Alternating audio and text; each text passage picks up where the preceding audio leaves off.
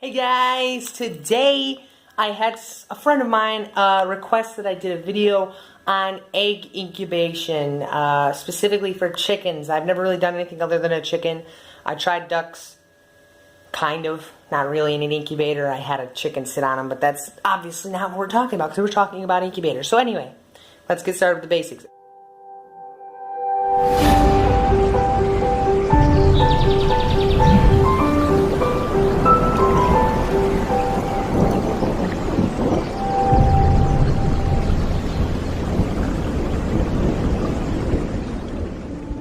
I will warn you right now, this video is not about 100% backed up facts. I didn't go looking all this up. I have hatched chicks like several times over the last few years, and so this is all just coming from my experience. Now, right here, the brand that I use is the 2370 Hovabator. What I like about this is it has a fan in it to help self-regulate the temperature, so it stays at a pretty steady 100 most of the time.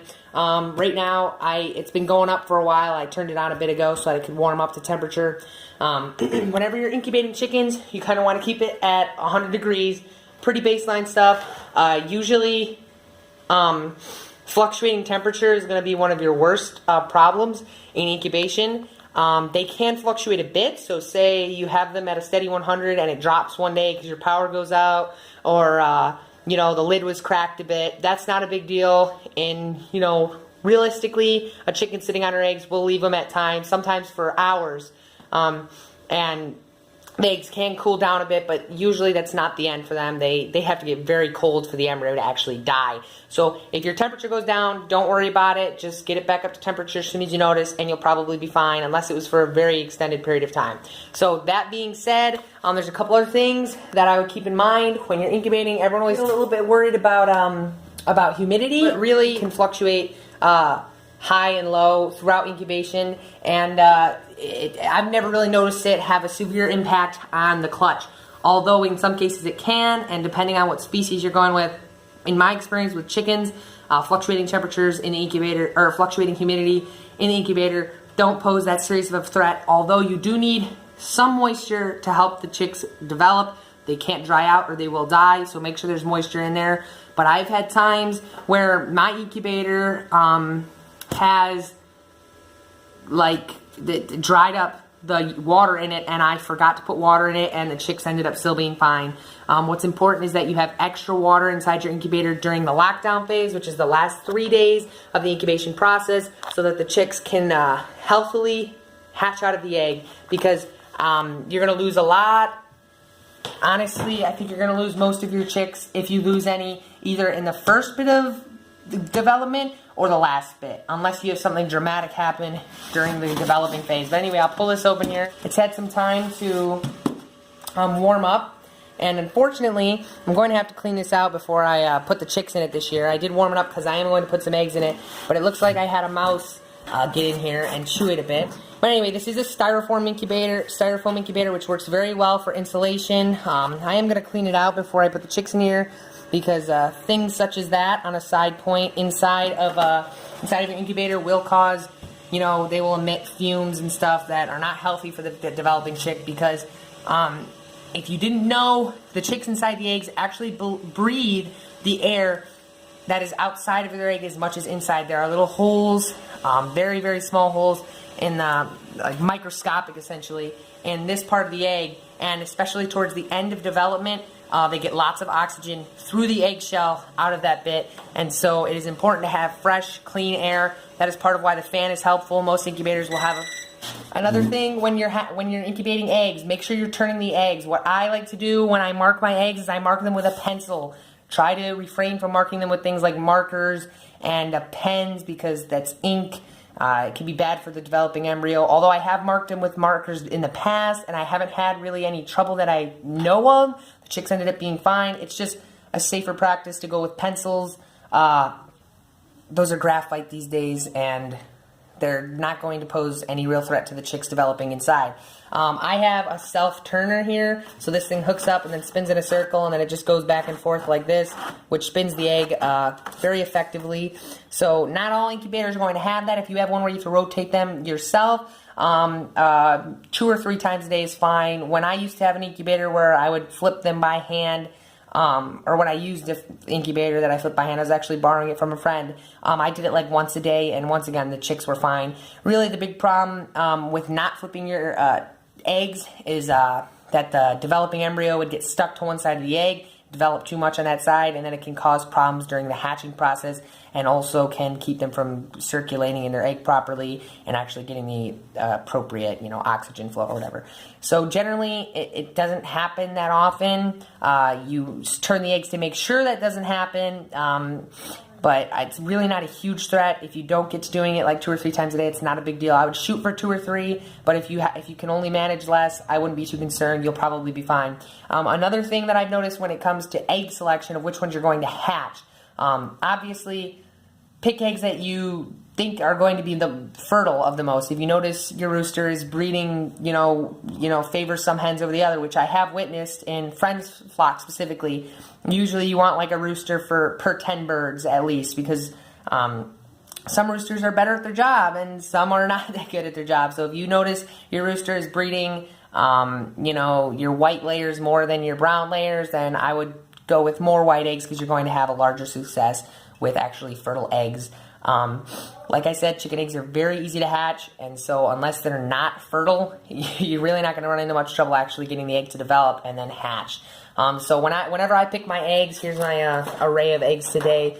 I like to pick colorful ones, and I previously was like, well, I want certain breeds in my flock, but after a while it came down to, okay, you're not going to get the breeds you want when you have a rooster in there with a bunch of different breeds of hens, unless you actually like go and put the work into separating them and stuff. So anyway, whenever I'm selecting eggs, I always go with like medium-sized eggs that are too small, such as this one, which is on the smaller end. I've had chicks develop and hatch out of these no problem at all, and the chick just ends up being smaller, of course.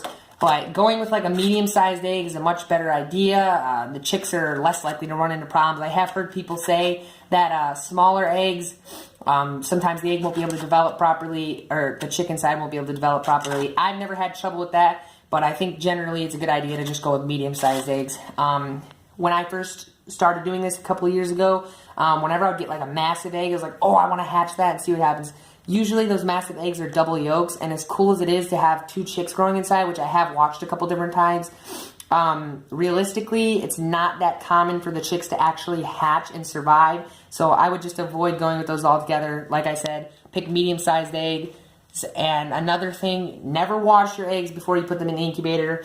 All chicken eggs, all bird eggs, are when they're laid with a protective layer known as the bloom. And the bloom protects the egg from foreign bacteria getting into the egg and killing the embryo. If you wash your eggs, you're more likely to run into those sorts of problems. Again, if you have a sterile environment, it might not be that big a deal. I have hatched chicks, again, that have been washed before, but generally you want to refrain from doing so. Even the nasty ones that look really gross, like this, the chick is going to be much better off if you don't wash this egg and just leave it to hatch. You can always, dab it with a little cloth if it's really bad like this one. You just get a little damp cloth or something and dab it and dab that up, but you really don't want to go on a full-on wash because you'll remove the protective layer, which protects them from bacteria and stuff. Another fun thing you can do with your eggs while they're incubating is called candling. With darker eggs, it doesn't always work that well, but if you ever have light eggs such as this one here, just by holding your egg over the light of your camera, which will light the whole egg up, you can see inside very clearly, as you can see there, and you can see when the veins start to grow, and when as the chick develops, it'll become darker and darker until you can't really see anything. Another fun fact: the chicks actually towards the days leading up to hatching, like the last day or so, you might even be able to hear them peeping inside the shell. So if you're on lockdown and you're a couple days or a day before hatch, just hold that egg up to your ear and listen, and you might even hear them peeping inside. It's just such a cool thing to listen for, and just a fun thing to experience. So, well, guys, on the basis of humidity now, my incubator here has this very convenient little holding thing here that if you read the instruction manual, it gives you all the different amounts of water amounts to use for the species that you're raising. For chickens, it always tells me fill slot number 1 during regular incubation. So that's what I do. Boom. And it turns out to be about a cup. So my advice to you is, for this proportion of incubator, my incubator can hold like 60 eggs, this one here. I put a cup of water in, and that for all of the incubation until the last 3 days, and on the last 3 days, I fill spot 2 up as well. So it ends up being like another cup of water. So 2 cups of water for the last 3 days, a cup of water for the first bit of time. Or for the first, what is it then, like 18 days, because they're 21 days to hatch. So yeah, that being said now, there is such a thing as drowning the chickens. There are a couple different ways that this can happen. Number 1, if you forget to stop turning the eggs on lockdown. So with this type of turner, it's easy to forget, because as I said, it goes back and forth like this and spins the eggs regularly. And if I forget to turn this off, which I have before, and when I remember, I turn it off immediately. And then what I have to do is check the chicks. So say the chicken is hatching, the chickens are hatching, I notice this, I turn the rotator off. The reason you turn the rotator off is so that they can orientate themselves with their heads facing up, so they can pip at the top of the egg. And what will happen sometimes is if they keep spinning, they'll end up pipping at the bottom of the egg. And if they pip the bottom of the egg, they can stick their head down in the water when they're coming out, their beak, and drown themselves, or they won't get enough oxygen, and their face will be smothered, and then they can end up dying. So if you forget to stop spinning your eggs the last 3 days, or you realize the last 3 days crept up on you, if you're doing it manually and you turn them, just pay attention that day for any that start pipping underneath and flip them right side up, and then they should be fine. Another tip I can give you, whenever my chicks start pipping, just to give them a little bit of an advantage, I take a little spoon. They usually start pipping at this end, although sometimes they do pip at this end, which is the wrong end, but they still can make it out of there all right. If they start pipping, what I'll do is I'll take a spoon and I'll gently tap a ring around the top of the egg, which they're going to do themselves.